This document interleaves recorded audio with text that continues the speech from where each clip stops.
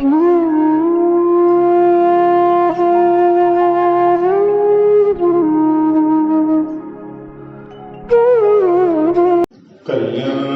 मंदिर मुदार मबद भेदी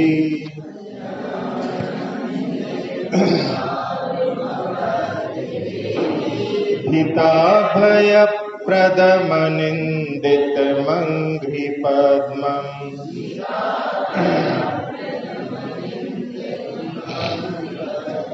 संसार सागर निमज्जित शेष जंतु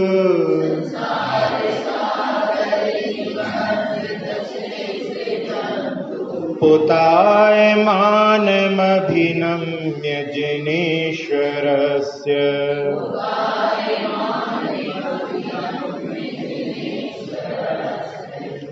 आठवां काव्य निकालें। हृद्वर्तने त्वयि विभो शिथिली भवन्ति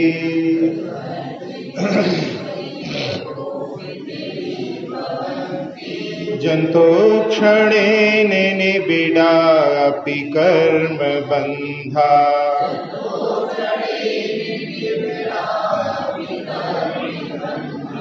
सद्यो भुजंगम मया इव मध्य भाग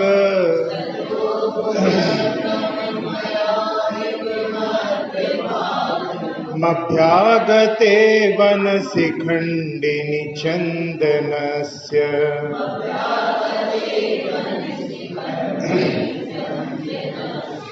मुच्यन्त एव मनुजाः सहसा जिनेन्द्र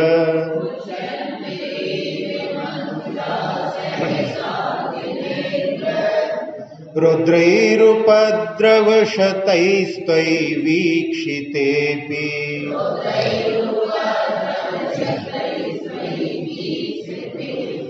गोस्वामिने स्फुरित तेजसि दृष्टमात्रे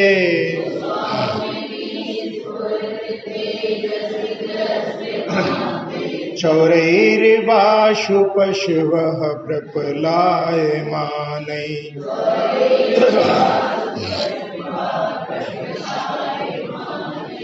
तारको जिन कथम भविनांत एव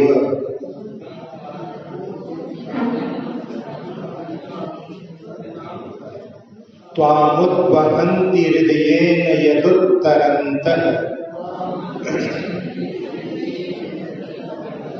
त्वामुद्वहन्ति हृदयेन यदुत्तरन्तः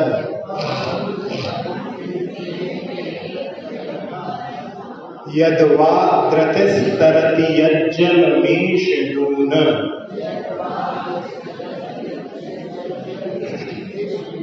यद्वा द्रतिस्तरति यज्जलमीशनून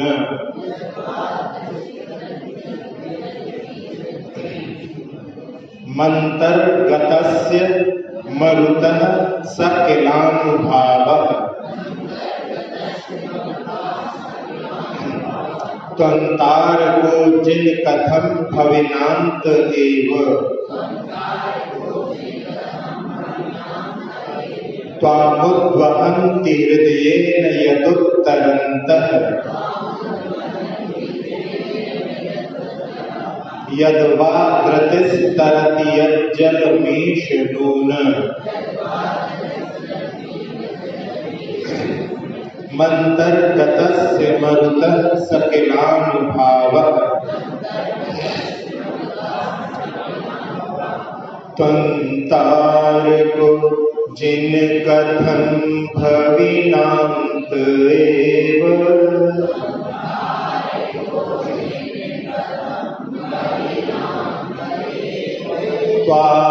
त्वामुद्वहन्ति हृदयेन यदुत्तरन्तः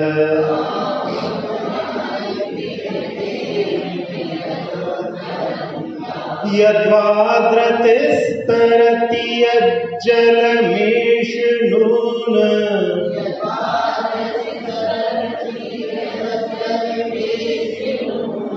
मन्तर्गतस्य मरुतः सकिलानुभावः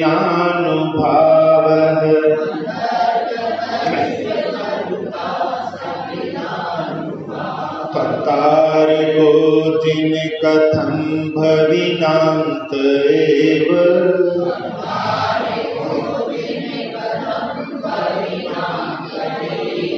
त्वमुद्वहन्ति हृदयेन यदुत्तरन्तः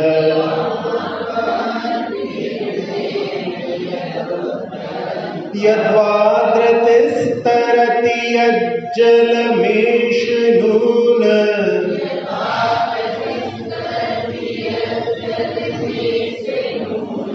मन्तर्गतस्य मरुतः सकिलानुभावः।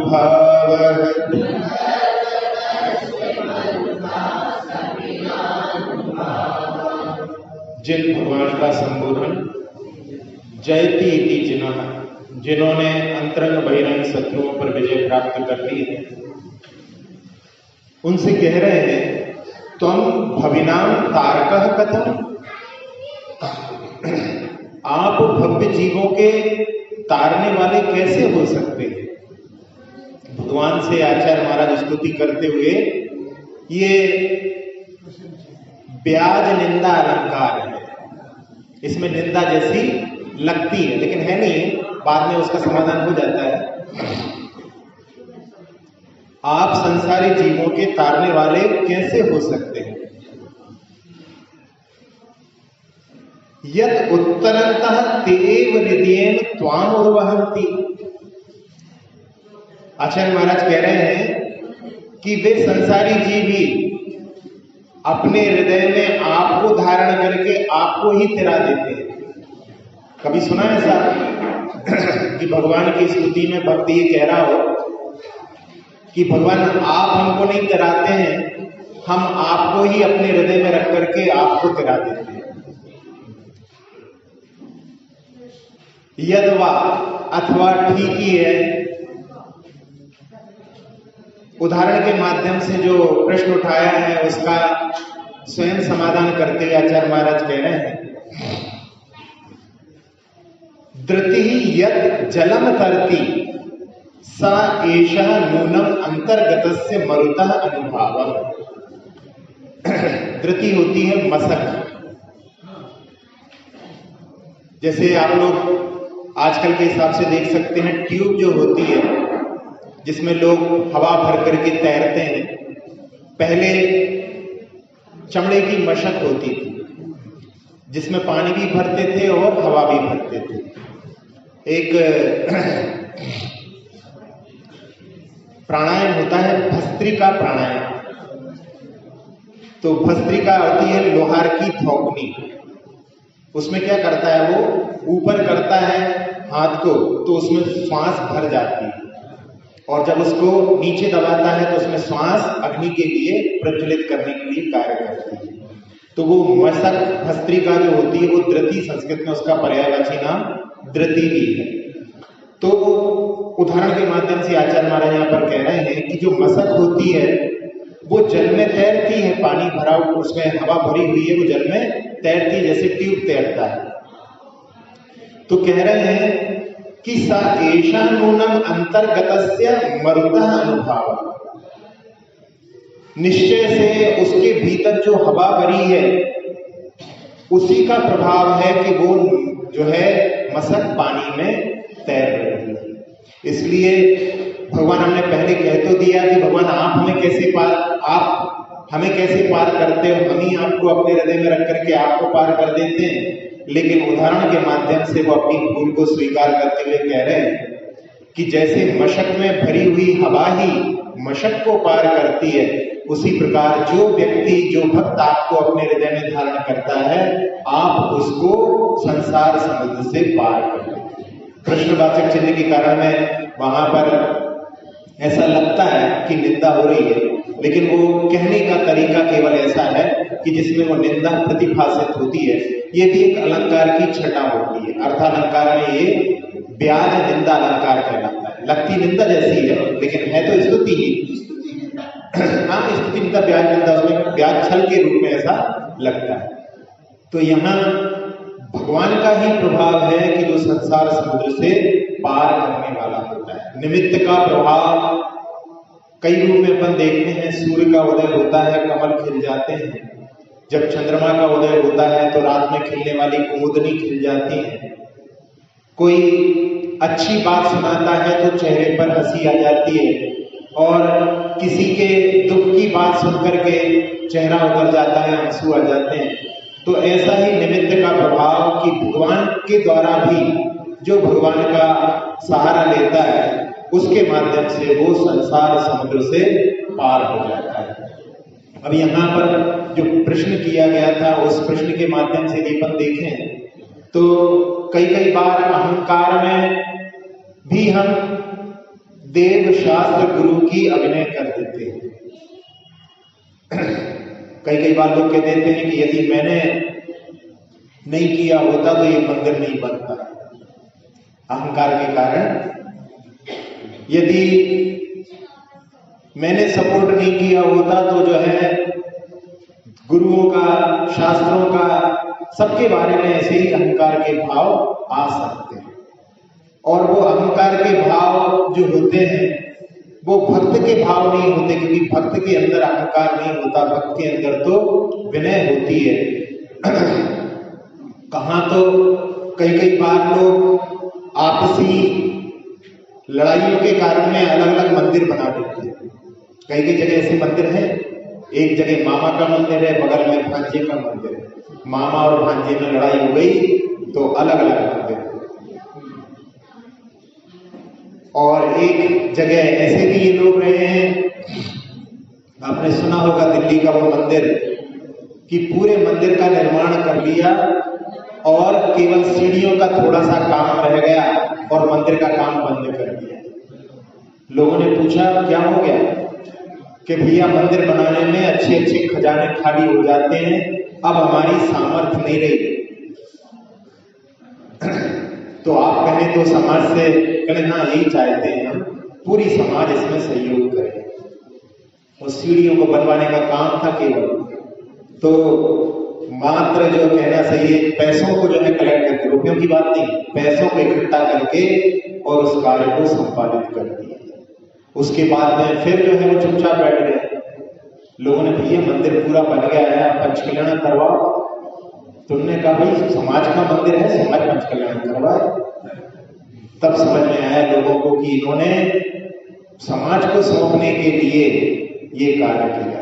तो ऐसे भी लोग होते हैं, वो कहाँ जो अहंकार के कारण में कहते हैं कि मैं ही, ये मेरा मंदिर है, ये मेरे भगवान है। तो वो अहंकार के भावों से रहित होने के लिए यहाँ पर पहली पंक्तियों में ऐसा थोड़ा सा प्रतिभास होता है। वास्तव में वहां पर आचार्य महाराज उदाहरण के माध्यम से उस बात को वहां पर निराकरण कर ही दिया है कि जो अपने हृदय में वायु को रखती है वो मशक्कती उस वायु के प्रभाव के कारण में ही तैरती है। इसी प्रकार से जो भगवान को अपने हृदय में रखता है वो ही संसार समुद्र से पार हो सकता है। जो भगवान को अपने हृदय में धारण नहीं करता वो संसार समुद्र से पार होने वाला नहीं। आस्तिक और नास्तिक जो होता है वो कहता है कि गॉड इज नोवेयर, भगवान कहीं नहीं है। पूरा जीवन जो है कि भगवान कहीं नहीं है, कहीं नहीं है, इसी की सिद्धि में उसने पूरा जीवन लगा दिया। और वो सेंटेंस भी उसने लिखवा लिया था, गॉड इज नोवेयर, भगवान कहीं नहीं है। अंत में एक मित्र ने उसको कहा कि तुम्हारी दृष्टि में थोड़ा सा यदि अंतर करो तो तुमको भगवान यहीं पर उपलब्ध हो जाएंगे। जो तुमने लिखा है गॉड इज नोवेयर, वहां पर नो और वेयर का डब्ल्यू जो है मिला दो, तो गॉड इज नाउ हियर, बस यहीं पर है।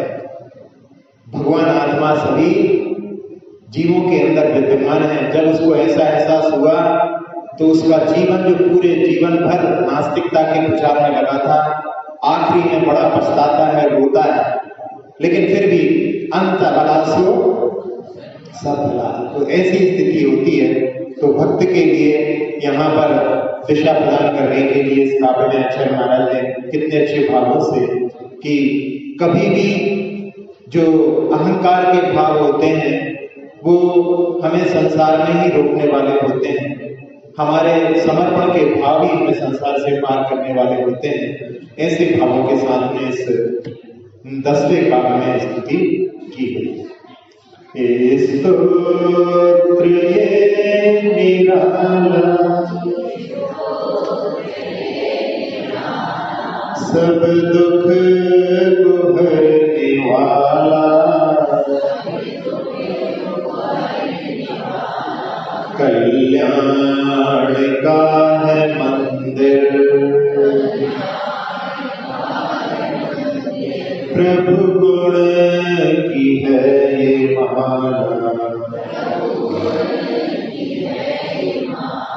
स्तोत्र ये निराला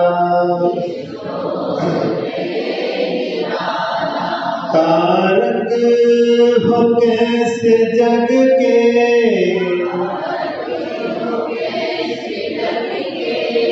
थोड़ी सी शब्दों में हेरफेर हो गया है। तारक हो जग से कैसे,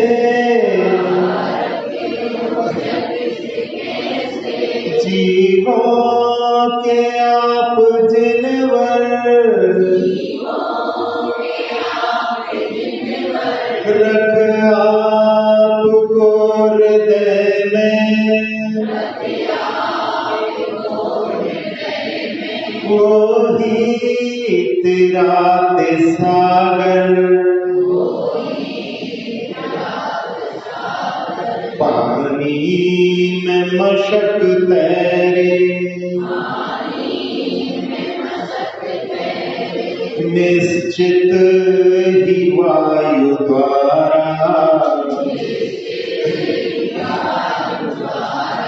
कल्याण का है मंदिर, प्रभु गुण की है ये माला। स्तोत्र ये निराला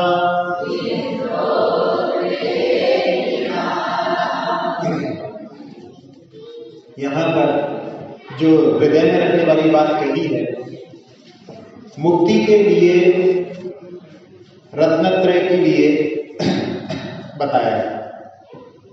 तत्वार सूत्र का प्रथम सूत्री सम्यक दर्शन ज्ञान चारित्राणी मोक्ष मार्ग। यहाँ पर संसार समुद्र से पार करने वाला भगवान को अपने हृदय में धारण करता है। इसका मतलब है हृदय में धारण करना मतलब सम्यक दर्शन भी है, वहां पर सम्यक ज्ञान भी है और सम्यक चारित्र, तीनों की समष्टि उसमें है। केवल एक श्रद्धा के बल पर यदि कोई सोचे तो श्रद्धा के बल पर बिना क्रिया के, बिना ज्ञान के मुक्ति नहीं हो सकती। केवल कोई सोचे कि केवल ज्ञान से ही मुक्ति हो जाए तो ज्ञान से भी केवल मुक्ति नहीं हो सकती। और जिसमें आस्था ना हो, सही ज्ञान ना हो और उस क्रिया से भी मुक्ति नहीं हो सकती। जैसे आप लोग जानते हैं कि जिस वैद्य या डॉक्टर पर विश्वास नहीं हो, बहुत अच्छा भी दवाई देने वाला हो, तो भी जो है उसकी दवाई काम नहीं करती। उस वैद्य के ऊपर विश्वास होना भी जरूरी है। और उसके बाद में उस औषधि का सही प्रयोग का ज्ञान भी होना चाहिए। यदि खाने वाली औषधि को लगा लें और लगाने वाली औषधि को खा लें तो ऐसा हो सकता है कि रोग के साथ में रोगी भी जो है स्वर्ग से डाल सकता है। तो ज्ञान भी जरूरी है और उसके बाद में उसका प्रयोग करना भी जरूरी है। यदि हम प्रयोग नहीं करें तो भी जो है रोग से मुक्ति नहीं मिल सकती। एक बार ऐसे ही हुआ, एक व्यक्ति डॉक्टर के पास गया और डॉक्टर से दवाई लेकर के भी आ गया और कुछ दिनों के बाद में डॉक्टर के पास में पहुंच गया कि डॉक्टर साहब मैं तो ठीक हुआ ही नहीं। तो डॉक्टर साहब ने पूछा कि दवाई ले ली थी? तो उसने कहा हाँ, कंपाउंडर ने दे दी तो हमने ले ली थी। वो फिर कहता है कि दवाई खाली थी, कहले नहीं डॉक्टर साहब शीशी भरी हुई थी, खाली नहीं थी, भरी हुई थी। दवाई पीली थी, अरे नहीं डॉक्टर साहब दवाई तो लाल थी। अरे हम कह रहे हैं दवाई को पी लिया था। अरे कहले डॉक्टर साहब कैसी बातें करते हो, पी लिया तो मुझे है, दवाई को कैसे पी लिया हो सकता है। फिर कहते हैं डॉक्टर साहब, अरे हम कह रहे हैं कि दवाई को मुंह में रख लिया था। अरे नहीं डॉक्टर साहब कंपाउंडर ने तो बोला था कि दवाई को जाकर के फ्रिज में रख देना, फ्रिज में रखी हुई। तो जब तक उसका प्रयोग नहीं करेंगे तब तक वो कार्यकारी कैसे हो सकती है। इसलिए डॉक्टर के ऊपर आस्था भी हो, फिर उसका सही ज्ञान भी हो और उसके बाद में उसका प्रयोग हो, तब जाकर के वो रोग से मुक्ति दिलाता है। इसी प्रकार से यहाँ पर भगवान के प्रति श्रद्धा भी हो, उनको अपने हृदय में धारण करने में तीनों चीजें हैं, उनके प्रति श्रद्धा भी है, उसका पूर्ण ज्ञान भी है और उसके अनुसार आचरण भी, तीनों चीजों की समष्टि ही मुक्ति को प्रदान करने वाली है। यहाँ पर यही भाव इस काव्य में बताया है। अब अगला काव्य 11वें काव्य को देखते हैं। यस्मिन् हर प्रभृतयो विहत प्रभावा।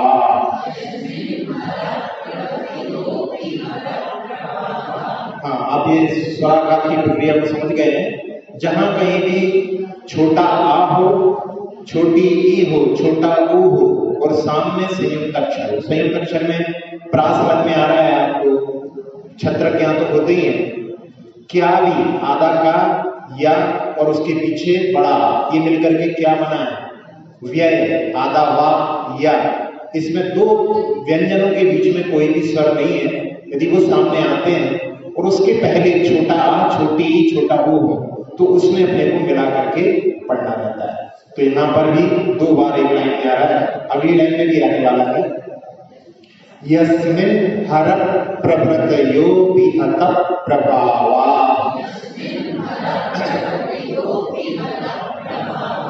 सोपित त्वया रतिपति क्षपितः क्षणेन।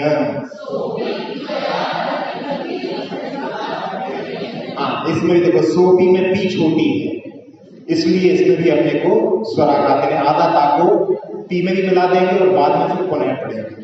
भक्तामर के काव्यों में आप लोग देखते हैं, उसमें भक्तामर प्रणत जो है ना, उसमें पा को अपने को उसमें मिलाना है।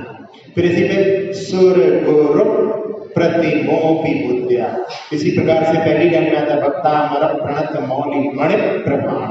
मणि में जड़ी छोटी, आगे प्रा तो मणि प्रभाणा नहीं, मणि प्रभाणा, ये स्वराघात। यदि स्वराघात करके पढ़ते हैं तो अपने आप ही शुद्ध उच्चारण होगा, और यदि स्वराघात नहीं करो मणि प्रभाणा तो उसमें नी फिर मणि हो जाएगी, यानी वो छोटा उच्चारण करना संभव नहीं होगा। तो इस स्वराघात की प्रक्रिया को अच्छी तरह से प्रयोग करना चाहिए। हमने आप लोगों को बताया था, आप लोग स्वस्तिक क्रियासु परमर्ष्य, स्वस्तिक क्रिया नहीं है, टी तो है वहां पे, लेकिन आगे क्री है। क्री में आधा का, आधा रा और छोटी ई, ये मिलकर के क्री बना है। तो उसमें की, का और रा के बीच में कोई स्वर नहीं है, इसलिए वो भी संयुक्त अक्षर है। तो स्वस्तिक क्रियासु परम, और सु में भी जो है विसर्ग है, तो सुह यानी वहां पे श्वास को छोड़ दे, थोड़ी देर का एक हल्का सा कौमा जैसा वहां पर हो जाए। ऐसे पढ़ने में संस्कृत की जो उसका जो सुंदरता है वो वहां पर अपन उसका प्रयोग कर सकते हैं। सोपित त्वया रतिपति क्षपितः क्षणेन। विद्या पिता भूत भुजन पैसाथ हेन। पीतं न किं तदपि दुर्धर्वाड्वेन। हाँ, ये अनुस्वार का प्रयोग भी समझ लें। इसमें पहले भी बताया था। अब पीतम के ऊपर बिंदी है।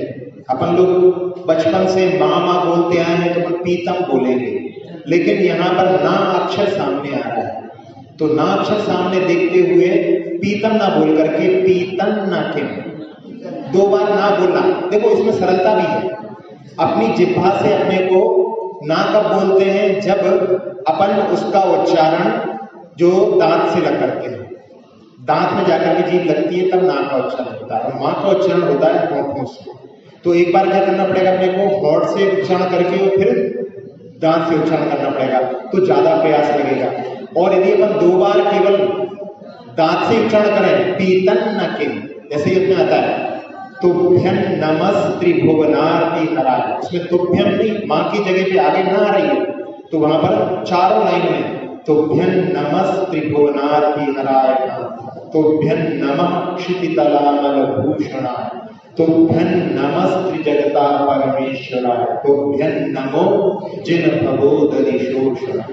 तो यहाँ पर पीतन न किम, अब किम के ऊपर भी बिंदी है और आगे आ रहा है ता भी ना भर का है, ता था दा था ना, तो यहाँ पर भी किन्न तदत, तो वहां पर भी जो है अनुस्वार के अनुसार उच्चारण करना है। और संस्कृत में ड़ा नहीं होता है, तो वाड़वेन ना पर के वाड़वेन, वाड़वेन, हाँ, पीतन्न किम तदपि दुर्धर वाड़वेन,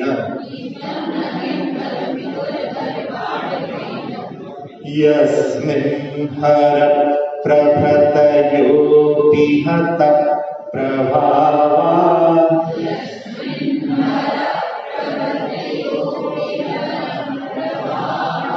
सुवित्वया रतिपतिः क्षपितः क्षणेन,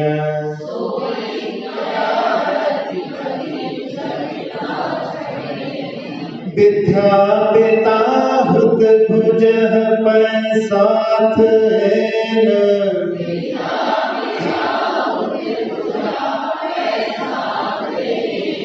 पीतन्न किं तदपि दुर्धर वाडवेन,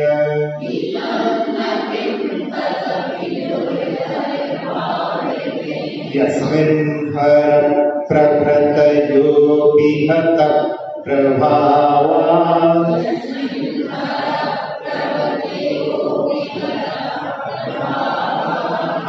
जो भृत शब्द है ना, भृत एक प्राभृत और प्राभृत, जैसे अपन लोग बोलते हैं ग्रह और गृही, ग्रह होते हैं ऊपर घूमने वाले, और आपका जो जिसमें आप लोग रहते हैं वो होता है गृह, लेकिन अपन लोग अंतर नहीं करते, उसको भी अपन ग्रह बोलते थे, ग्रह प्रवेश हो रहा है हमारे यहाँ पर, जबकि उसका उच्चारण कैसा होगा, गृह प्रवेश, गृह, गृही कहलाता है, ग्रही नहीं। तो इसी प्रकार से यहाँ पर प्रभृत, भृत ई का जो है उसमें थोड़ा फर्क रहता है। महाराष्ट्र और गुजरात में वहां पर ऊ का उच्चारण करते हैं, प्रभृत ऐसा बोलते हैं, लेकिन अपने हिंदी जो बेल्ट है वहां पर प्रभृत ऐसा करते हैं। यस्मिन् हर प्रभृतयोऽपि हत प्रभावा,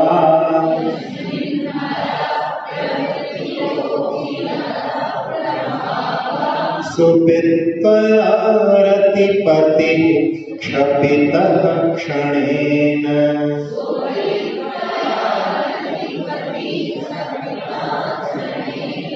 इसकी सुंदरता देखते हैं, जहाँ विसर्ग आ रहा है वहां पर आप थोड़ा सा श्वास छोड़ करके रुके वहां पर, सुवित्वया रतिः, ऐसे रति तो नहीं, रति नहीं है, पति में, सुवित्वया रतिपतिः, पति ही, ऐसे श्वास को छोड़ दें, पॉज कर सकते हैं वहां पे आपके पास, सुवित्वया रतिपतिः क्षपितः क्षणेन,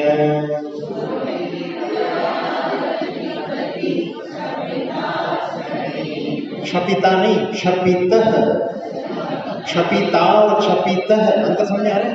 क्षपिता में तो आपने इसके सामने विसर्ग की जगह पर डंडा लगा दिया, तो वो सही उच्चारण नहीं हुआ। स्वरा जो पहला अंग है सम्यक ज्ञान का शब्दाचार, वो शब्द को अपन ने जो है वो वैसा उच्चारण करते हैं। हाँ, क्षपितः ऐसा, सुवित्वया रतिपतिः क्षपितः क्षणेन,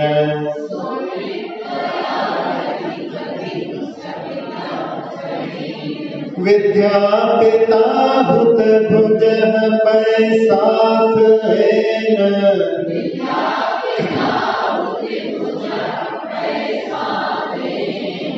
पितन्न किं तदपि दुर्धर्वाडवेन।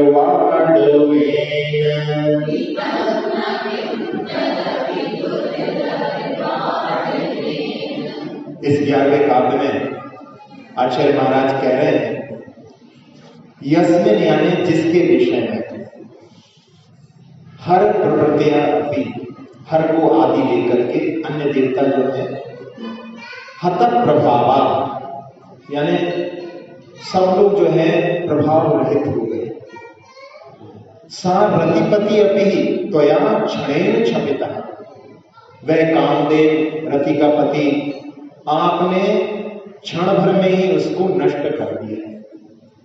यानी जिसके कामदेव के बस में सारे संसार के जो जितने भी देवी देवता कहलाते हैं, वो सारे उनका सबका प्रभाव नष्ट हो गया, वो सब उसके बस में आ गए।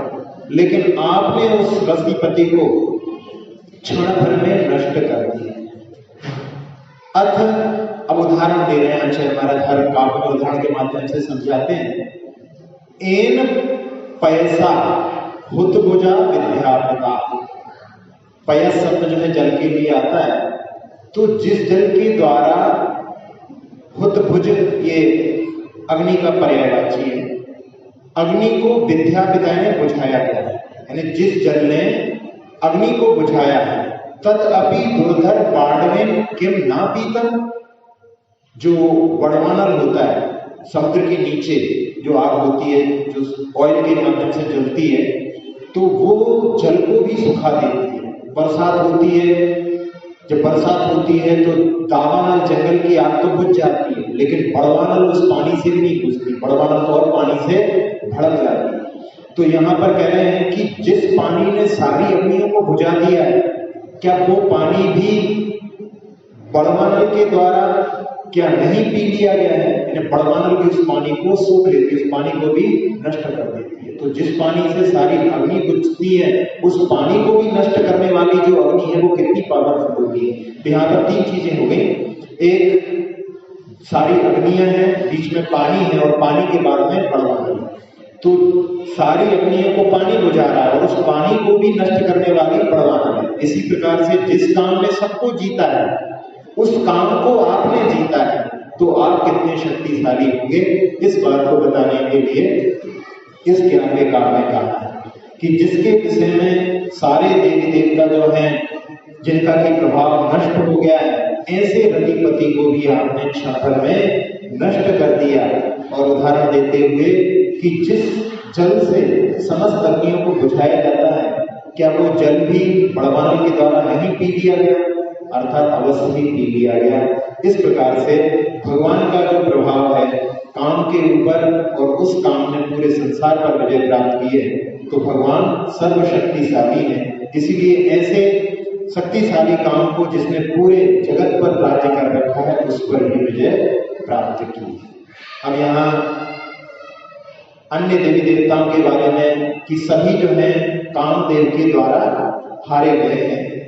एक संभवतः किसी ग्रंथ में उदाहरण आया है कि एक व्यक्ति ने वृद्धावस्था में विवाह किया, क्योंकि किसी ने बोल दिया कि अपुत्रस्य गतिर् नास्ति। उनके यहाँ पर ऐसा सिद्धांत मिलता है कि जब तक पुत्र नहीं हो तब तक जो है गति अच्छी नहीं मिलती।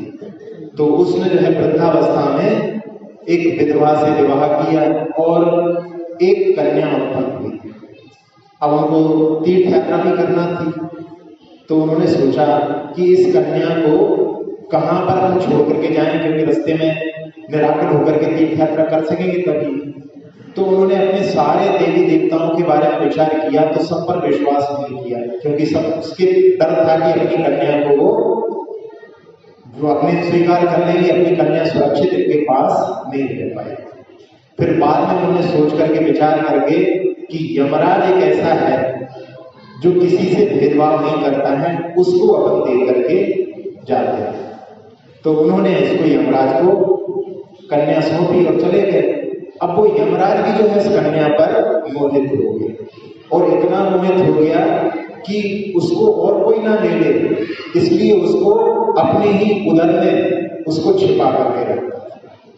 लेकिन जब वो कभी थोड़ी देर के लिए स्नान आदि करने के लिए जाता था, तब उसको निकाल करके जाता था और उसी बीच में अग्नि जो उसके ऊपर मोहित हो गया और अग्नि मोहित हो गया। फिर उसके बाद में उसने कहा कि तुम जाओ, अब उसका यम का आने का समय हो गया है, तुम्हारे ऊपर आपत्ति आ जाएगी। तो उसने कहा कि मैं उससे नहीं डरता हूं, मैं तुम्हारा बिछोह सहन नहीं कर सकता, विरह सहन नहीं कर सकता।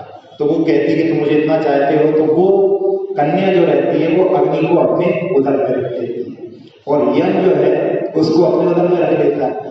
अब अग्नि जो था उसके उदर में चला गया तो अब संसार में अग्नि जलना बंद हो गई, क्योंकि अग्नि तो वहां चली गई, अब कैसे जलेगी। तो उस समय में पूरे संसार में जब अग्नि के बिना तो भोजन बनेगा कैसे, तो सारे के सारे लोग बड़े परेशान। अब परेशान हुए तो उस समय में उन्होंने कहा कि भाई अग्नि को ढूंढा जाए। तो कहा अग्नि का मित्र है पवन, पवन को मालूम होगा कि अग्नि कहाँ है, तो उसको बोला जाए कि वो खोज करके लाए। तो उसने कहा कि आप यम को भोजन पर आमंत्रित करो। और जब यम को भोजन पर आमंत्रित किया तो वहां पर 3 जो है आसन बिछाए गए। तो यमराज से यम ने पूछा कि 3 आसन क्यों हैं? तो उन्होंने कहा कि आपके अंदर कोई छुपा कर रखा है, उसको बाहर निकालो, उसके लिए आसन है। तो उन्होंने आसन से जब निकाल करके दी तो छाया वहां पर नाम था उसका कन्या का, वो चली गई। और फिर उससे कहा कि तुमने अग्नि को छुपा रखा है, उसको निकालो। तो जैसे ही हमने देखा कि ये जो है अग्नि को आश्रय ले, मतलब ये अग्नि पर मोहित है, तो वो अग्नि को मारने के लिए उसके पीछे दौड़े और दौड़े तो अग्नि भागा। और कहते हैं उस समय में कि अग्नि जाकर के पत्थरों में और पेड़ों में छिप गया, इसलिए जो है पत्थर को रगड़ने से अग्नि उत्पन्न हुई।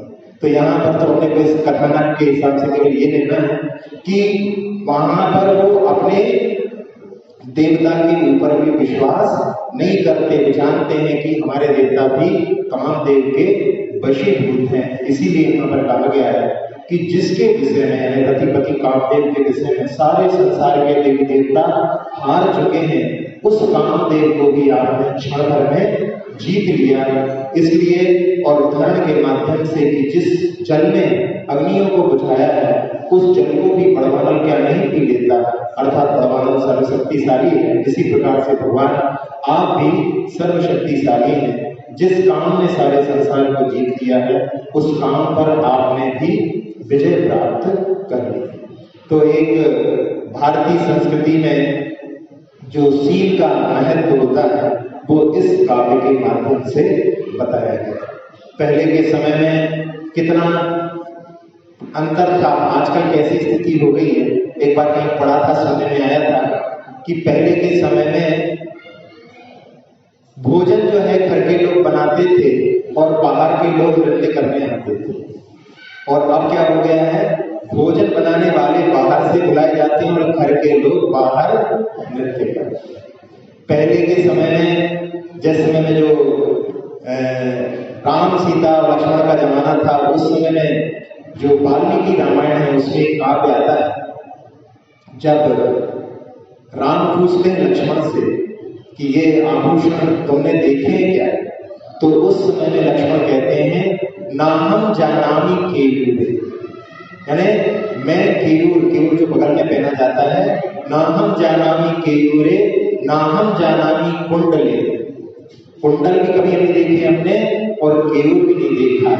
और नुप्राणेव जानामी नित्य पादाभिवंदना, केवल उनके नूपुर जो पैर में पहनने वाले बिछिया आदि होते हैं, बस केवल वो देखे हैं मैंने। सोचो क्या मर्यादा होगी, 12 14 वर्ष भी साथ में रह लिए लेकिन कभी चेहरे को देखा।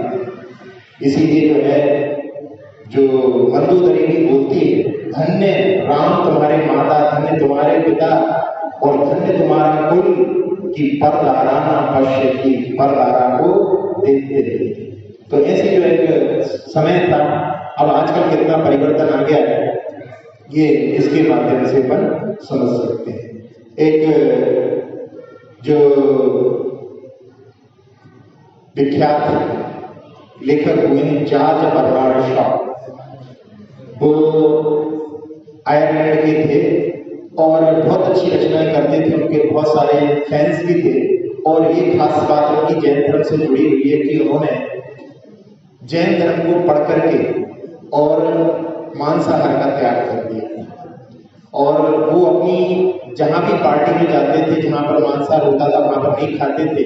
तो लोग उनसे पूछते थे क्यों नहीं खाते, तो वो कहते थे कि मैं अपने पेट को कब्रिस्तान नहीं बनाना चाहता।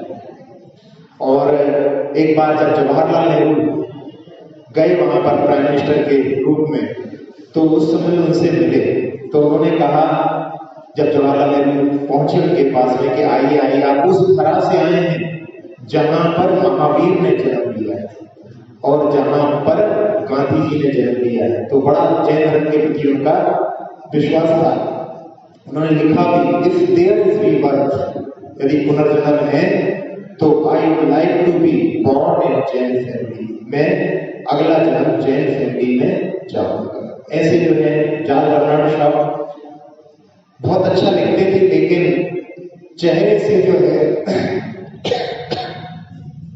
कुरूप थे, सुंदरता नहीं थी उनके पास।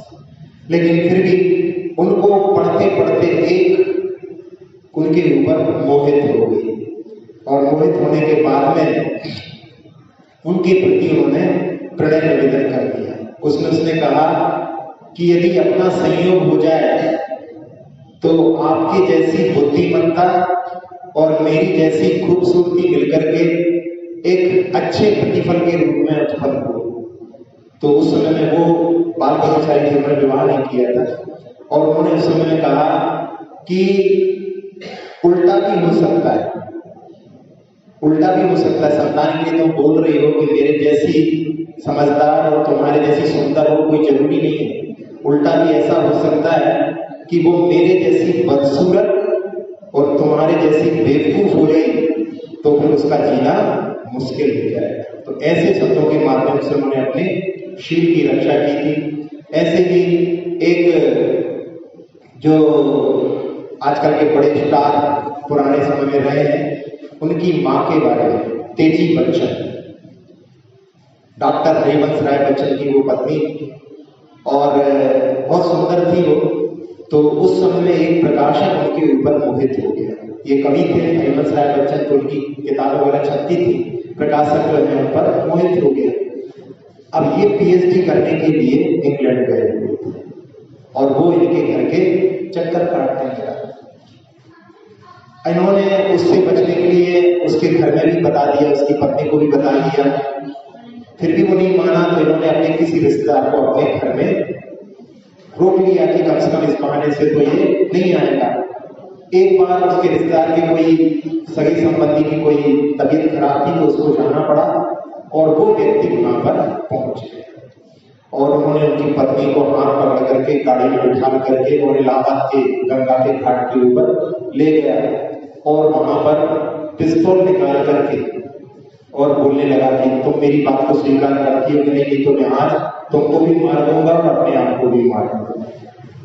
तो उस समय में तेजी बच्चन ने कहा कि जिस बात को मैं पहले मना कर चुकी हूं, उस बात के लिए मैं कुछ नहीं कहूंगी, तुम चलाओ गोली। बच्चन के भाग में जो लिखा होगा सो होगा, उनके बच्चों के भाग में जो होगा सो होगा।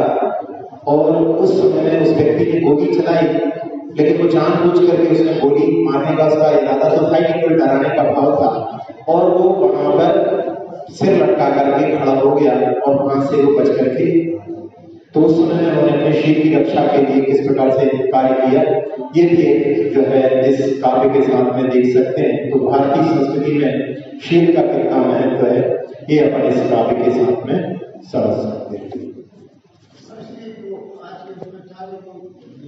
मांसाहारी लोगों से दूर रहे, तो ये यहाँ पे पक्षी जो है वो पौधे के पाए गए हैं सिलवानी के उसमें जो, तो उसकी वजह से जो वो है पोल्ट्री वालों का जिन्स वो है आप एक बड़े को बड़ा चल रहा है हर आदि जिससे हारे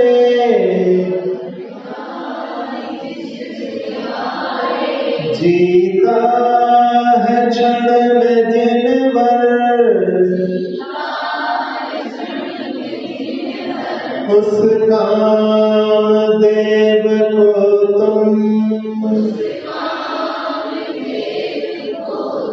बड़वाग्नि सोखे ज्यों जल,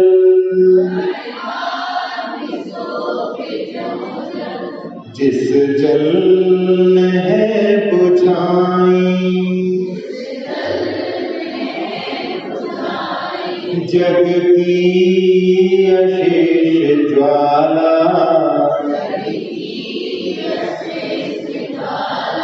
कल्याण का है मंदिर, प्रभु गुण की है ये माला, स्तोत्र ये निराला, सब दुख को हरने वाला,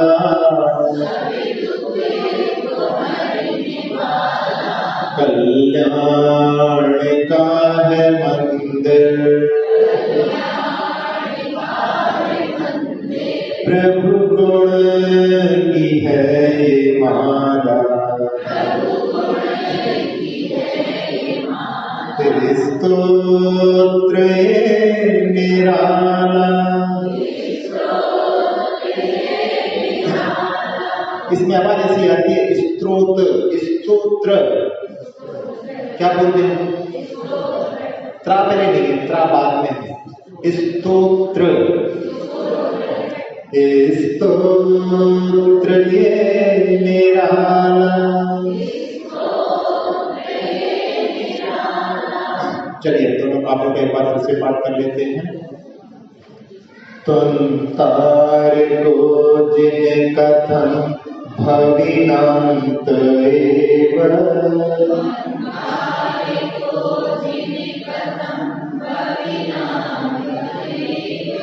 त्वामुद्वहन्ति हृदयेन यदुत्तरन्तः,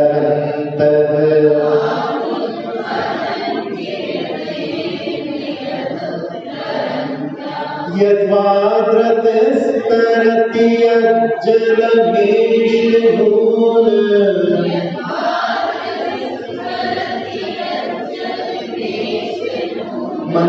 मन्तर्गतस्य मरुतः सकिलानुभावः,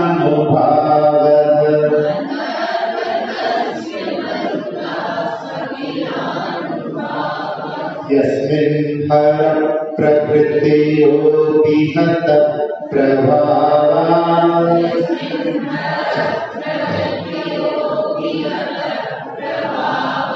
सुपित्तया रतिपतिः क्षपितः क्षणेन,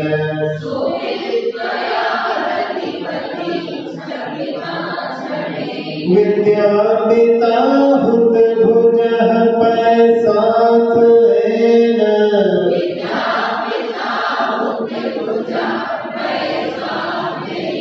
पितन्न किं तदपि दुर्धर्वाडवेन,